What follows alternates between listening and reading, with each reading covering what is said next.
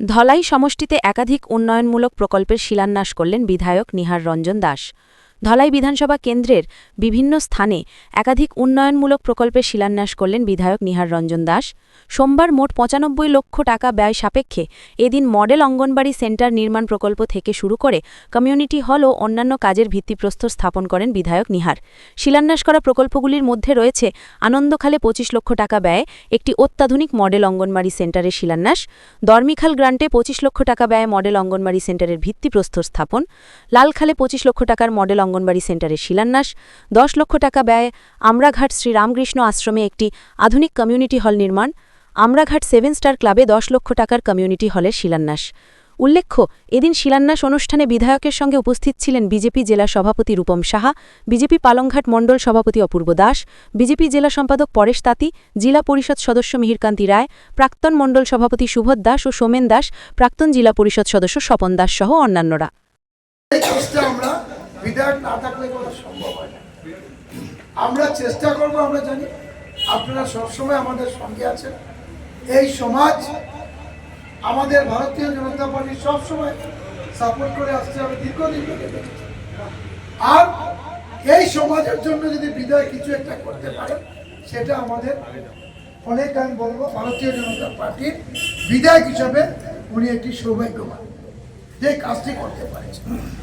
আমি শুধু এই টাকা নয়, আমাদের কাছে অনেক সোর্স আছে, আপনারা এই কাজ করে যান, আপনাদের সঙ্গে আমরা আছি। রতীশদা আমাকে ফোন করে জানিয়েছেন যে শিলান্যাসে তোমার আসতে হবে। আমি শিলচর প্রোগ্রাম সব বন্ধ করে আমি ভাবলাম নিজের এলাকায় আমি একদম কম আসা যাওয়া হয়, তাই আমি আজকে চিন্তা করে সকাল থেকে ওনাদের সঙ্গে আছি। ভালো লেগেছে আপনাদের সঙ্গে এই অনুষ্ঠানে আসে। আর আপনারা চিন্তা করবেন না, 10 লাখ টাকা নয়, আমরা আগামীতে এটাকে আরো কিভাবে আরো টাকা দেওয়া যায় তার জন্য আমাদের অনেক।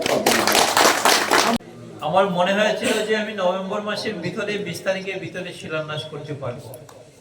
ওনারা আমাকে জিজ্ঞাসা করলেন, তখন অ্যাপ্রুভাল হয়নি। আজকের দিনে অ্যাপ্রুভাল হয়ে টাকা ডিসি ফান্ডে এসে গেছে, কোনো চিন্তা নেই। আগামীকাল থেকে পুরো দমে কাজ শুরু করবে, কোনো অসুবিধা নেই।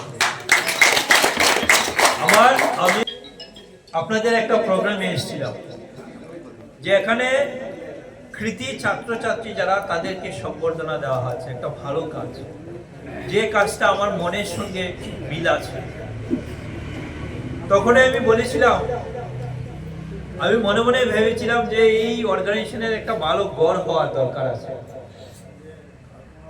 এই নমশূদ্র সমাজের আরেকটা সংগঠন আছে, বাম ধলাই নমশূদ্র উন্নয়ন পরিষদ, তাদের 2-3টা প্রোগ্রামে আমি এসেছি, খুব ভালো কাজ করে।